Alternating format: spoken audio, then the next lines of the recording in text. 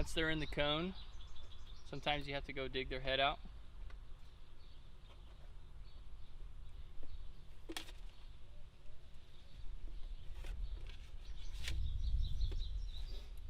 And the way you actually perform the kill is you grab the skin behind their neck and you go in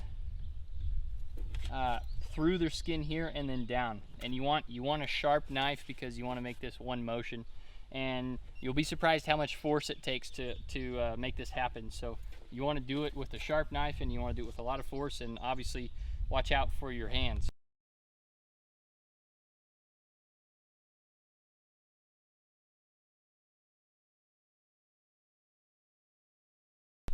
They're killed instantly. The post-mortem, that's the post-mortem actions, that's a neuromuscular synapses that's causing the muscles to jolt. As you can see, she's already calm, and we're just gonna wait for the blood to drain. This, I have learned, is the quickest way for them to cease movement. For the scald and the pluck, we have just a jet burner hooked up underneath my 55-gallon barrel. I've got water to about here. You want it at 150 degrees because that will loosen the pores of the chicken's skin so the feathers come out easy, but it doesn't cook it, so that way the skin is fragile. And the way this works is you just dip the chicken in and out for approximately 30 seconds. And the reason you want to dip them and move them around is because you want the water to get all the way down to the skin, through the feathers, and around each follicle.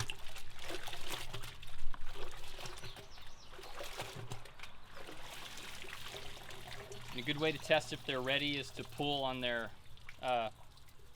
wingtip feathers, or right here by their legs if the skin comes off. This one's not quite ready. So these are coming off fairly easy. I'm just going to do one last little dip and then pull this over to my chicken plucker. Now this is a yard bird chicken plucker. These birds did go a little long.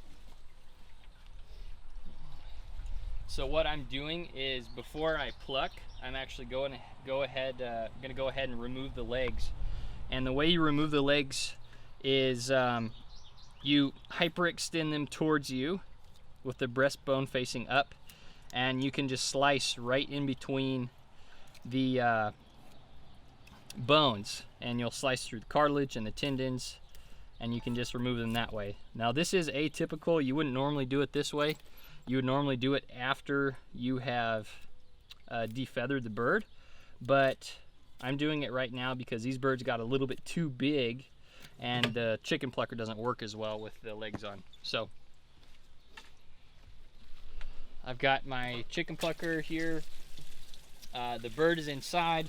I turn my water on, and then I'll turn the plucker on.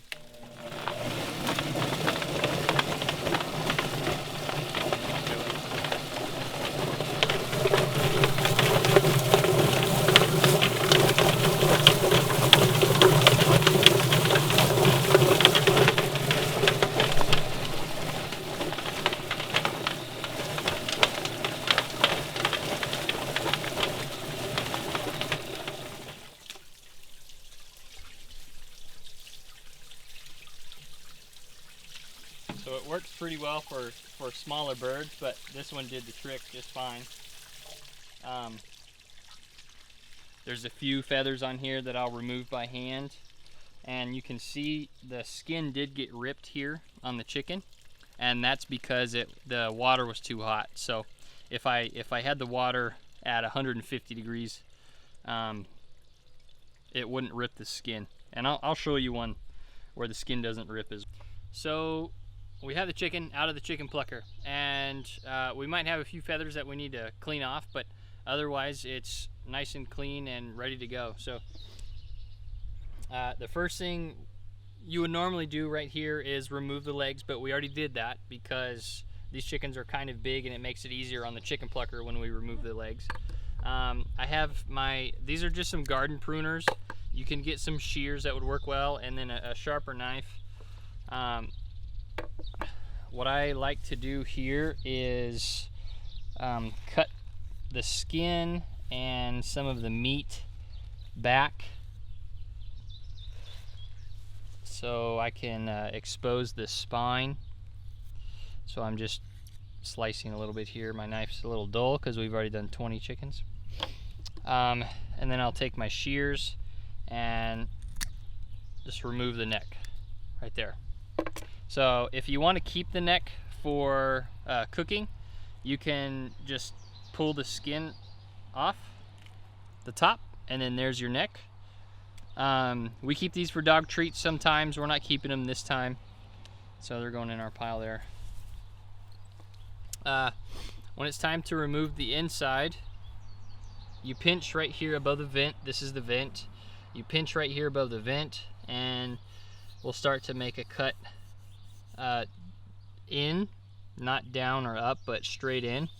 And then once we start to see right here, we're past a little bit of the fat layer, and now we're inside the chicken. Now we can be careful to slice and make sure we're not hitting intestines or anything like that. So once we're in, we can use our hand or our fingers to open it up. And what we're going to do is we're going to put our hand inside and scrape against the breastbone to get rid of the fascia and any connective tissue to dislodge the guts of the chicken. So I'm just working my way around the outsides, and of course what we want to be careful with here is not squeezing the bile sac that's connected to the liver. The bile sac is full of ammonia, and that's what makes anything go rancid really quickly if you spill on it, is all that ammonium. So once we get a good amount of fascia and connective tissue removed, if your hand's small enough, you can usually reach on the inside, reach up around and grab the trachea and the esophagus at the same time to be able to pull out the guts. So sometimes you can pull the heart and the lungs at the same time, but I'm not so concerned with doing that every time.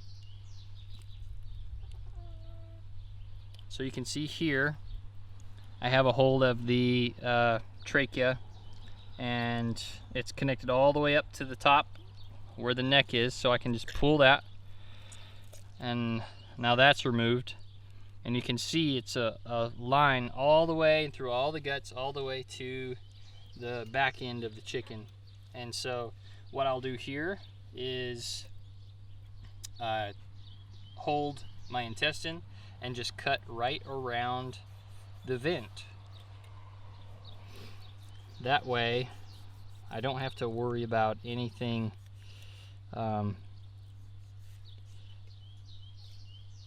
getting on my chicken or making it rancid. So now that's all, the guts are all removed. This is the liver right here, and you can see it's really clean, it's really dark, it's very beautiful color. This sac right here, it's a little green tinted. This is the bile sac. The bile sac is what we don't want to puncture. So chicken liver is a little bit tender.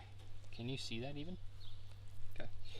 Chicken liver is a little tender, but what we can do is grab around where the bile sac has ducts into the liver and just pull on the chicken liver, and it'll remove itself just like that. So now we can keep our chicken liver, and we can do the same thing with the other side. Just remove it with a gentle touch so as not to bust the bile sac. And it's okay to sacrifice a little bit of the liver so we don't have the bile sac. And you can see here I actually have the liver plus the heart. And that's another soft organ that we can keep and eat. Finally, the gizzard here. This one has a little bit of fat around it, which is okay. This yellow fat is definitely not too prevalent. The gizzard is where they process all their food, so I'm gonna slice right here, get rid of my guts. And what I can do with the gizzard is cut along the side of the gizzard to open it up. And once I get down to the inside, past the muscle tissue, and you'll know when you get there, you can actually open it up and see inside the gizzard. And this is just rocks and sand and everything that the chickens eat to help them digest their food.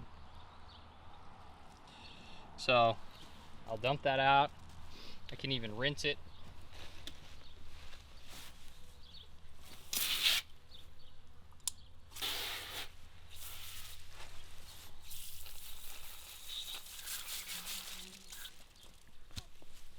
And this yellow membrane inside can be removed.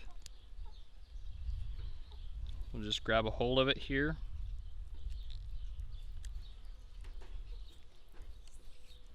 And peel it off.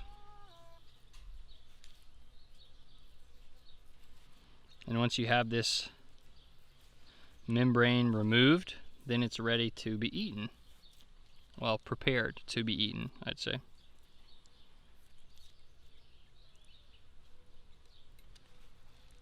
So there you go, there's your gizzard. A little trick just to consolidate things and make it a little bit easier to process these. Before the rigor mortis sets in or you chill them, you can make another incision by just grabbing the skin here and making an incision this way, just above the previous one, and then you can place the legs inside here. And once they're inside, then they're nice and tight. And actually, you can't do it right now, but if there was a little bit more of a neck on here, you can actually fold the wings behind the neck, and then it keeps it all nice and tight and ready for your freezer. So before you actually put these chickens in the freezer, what you want to do is chill them for, I'd say at least an hour.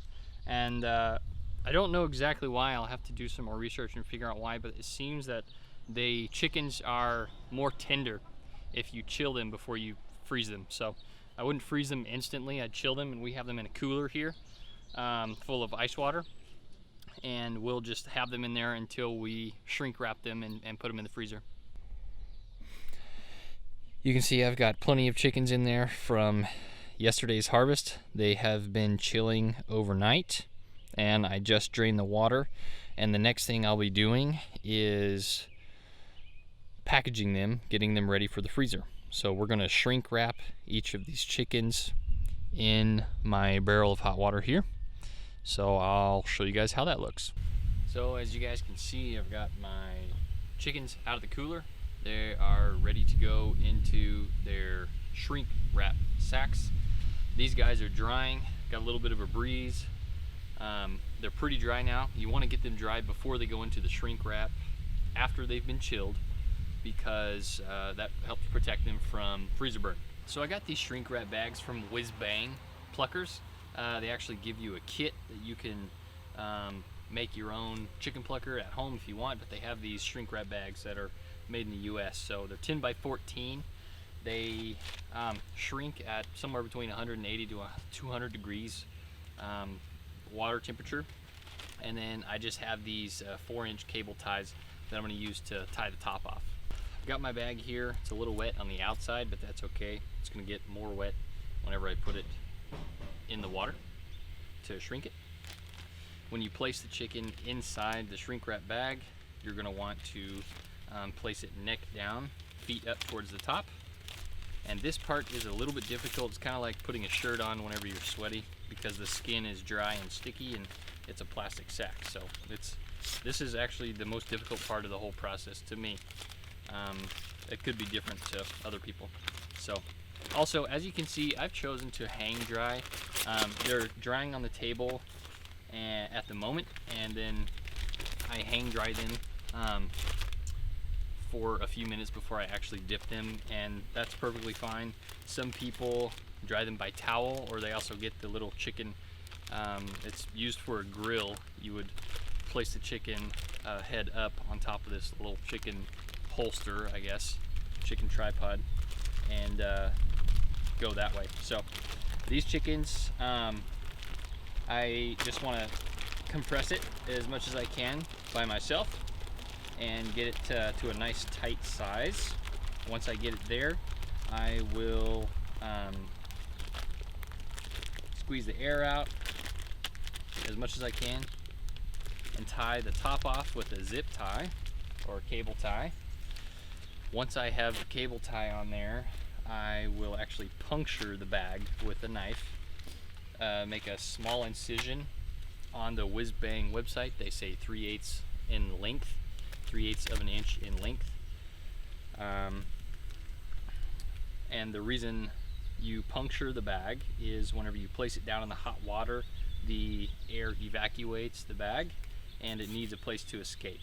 So if it doesn't have a place to escape, then you'll just get a chicken in a bubble.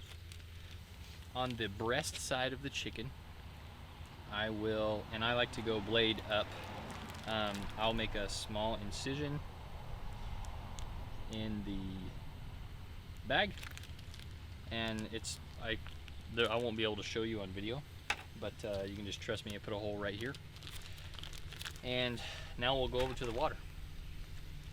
So I've got you guys at kind of a funny angle, but I wanted to show you what this looks like.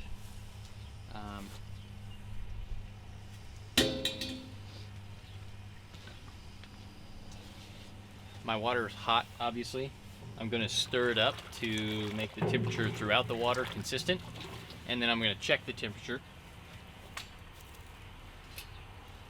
And I've probably got 20 gallons of water in here, maybe 15 to 20 gallons of water, just to have enough room to dip the whole chicken underwater for the shrinking. And again, I'm looking for 180 to 200 degrees here. Looks like I'm just over 180. So I should be good to go. So for this part, because we are dealing with almost boiling water, it's best practice to not just hold on to the bag here and dip it, because especially if you haven't evacuated a lot of the air when you dip it, it will bubble a lot and create a lot of splashes. So I just created a simple slip knot to hold on to the bag, at least, you know, 1.5 feet away from where the chicken's going under. So the water's hot enough. I've got my chicken in the sack, I've got my cable tie, and I have a 3/8 inch in length hole on the breast side of the chicken. I do it a little bit towards the top of the bag so the air can come up and out. I'll show you what this looks like.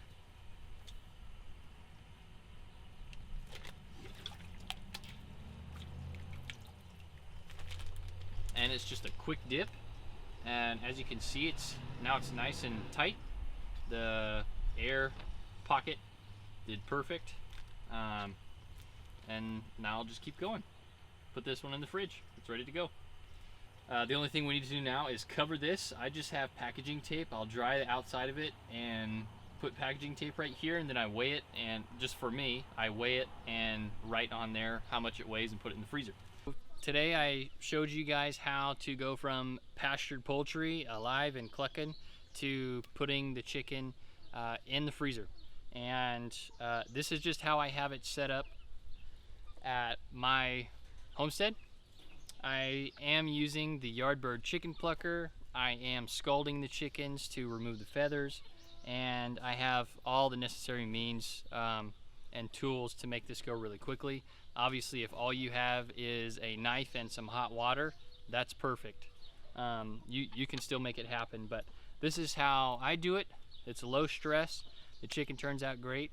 Again, these are 14-week-old Cornish cross hens, and they're coming out to be around 4 to 5 pounds.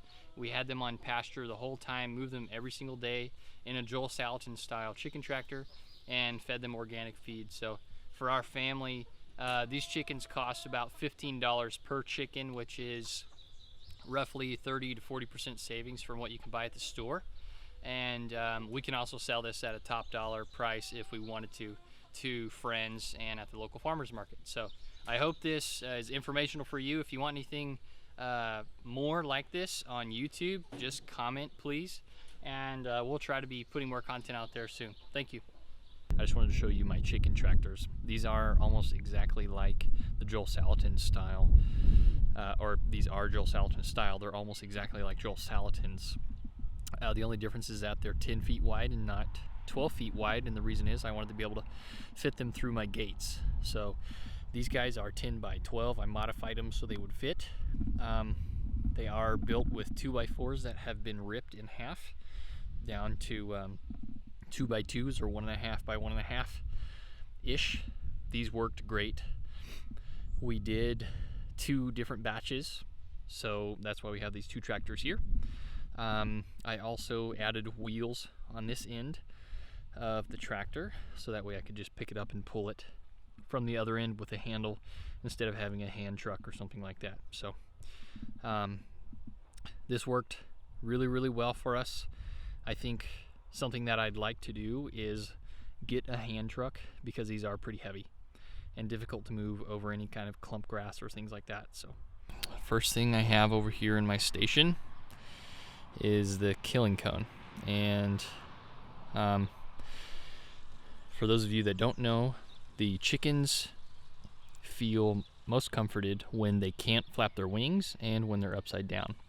So the purpose of this cone is to restrain them, and it comforts them. It also puts them upside down in a perfect position for the kill.